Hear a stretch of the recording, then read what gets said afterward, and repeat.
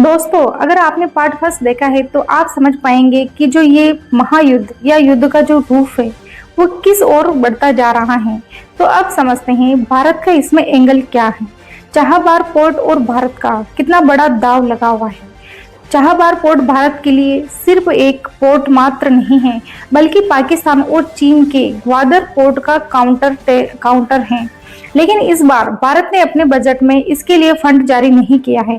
America का दबाव क्या ये कारण हो सकता है, या ईरान पर प्रतिबंध लगा दिए गए इसीलिए, या वहां की जो क्षेत्रीय राजनीति पूरी तरीके से अस्थिर मानी जा रही है।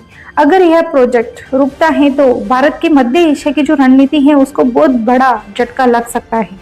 आपके मन में सवाल उठ रहा होगा कि क्या खाड़ी देश जंग में कूदेंगे, या इसकी कुछ संभावनाएं नजर आ रही हैं।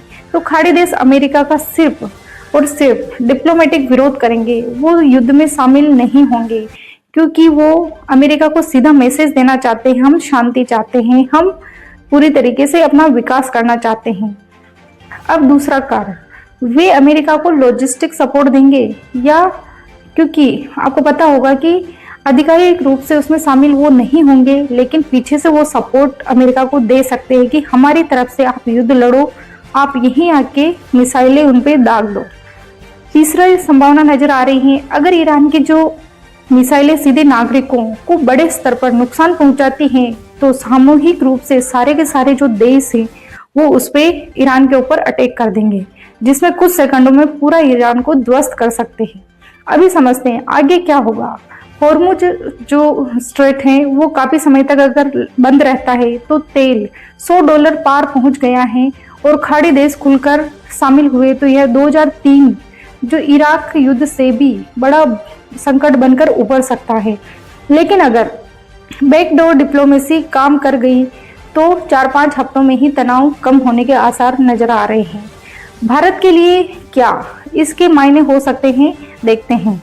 तेल महंगा होगा, शेयर मार्केट में भारी गिरावट देखने को मिली है, प्रवासी भारतीयों की सुरक्षा जो कि सबसे बड़ी एक चिंता है। चाबहार रणनीति पर असर पड़ेगा क्योंकि वो मिडल ईस्ट में अपने लिए स्ट्रेटेजिक रूप से इंपॉर्टेंट पोर्ट था। लेकिन भारत संतुलन की रणनीति को अपना रहा है, न अमेरिका से दूरी, न ईरान से टकराव, न मिडल ईस्ट के साथ तनाव चाहता है। यही भारत की रणनीति है। आजकल अमेरिका युद्ध के हालात में इतना उलझा हुआ है कि उसको एग्जिट प्लान अब नजर नहीं आ रहा है। वहां की जनता मान रही है कि नेतन्याहू के दबाव में आकर ट्रंप साहब ने हमको भी, हमारी जनता को, सबको खतरे में डाल दिया है। इसी बीच चीन की जो पूरी नजर है वो ताइवान पर लगी हुई है, क्योंकि इस टाइम पर अमेरिका 3 मोर्चों पर युद्ध नहीं लड़ पाएगा, इसलिए ये बड़ा फायदा देख रहा है चीन। और दूसरा रशिया भी अपना यूक्रेन युद्ध में कुछ फायदा नजर आ रहा है उसको भी।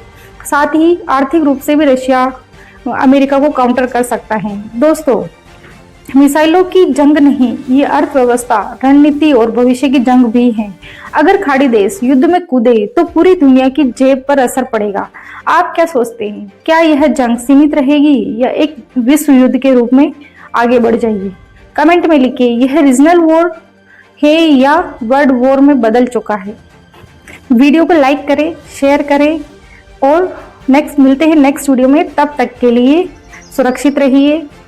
जय हिंद।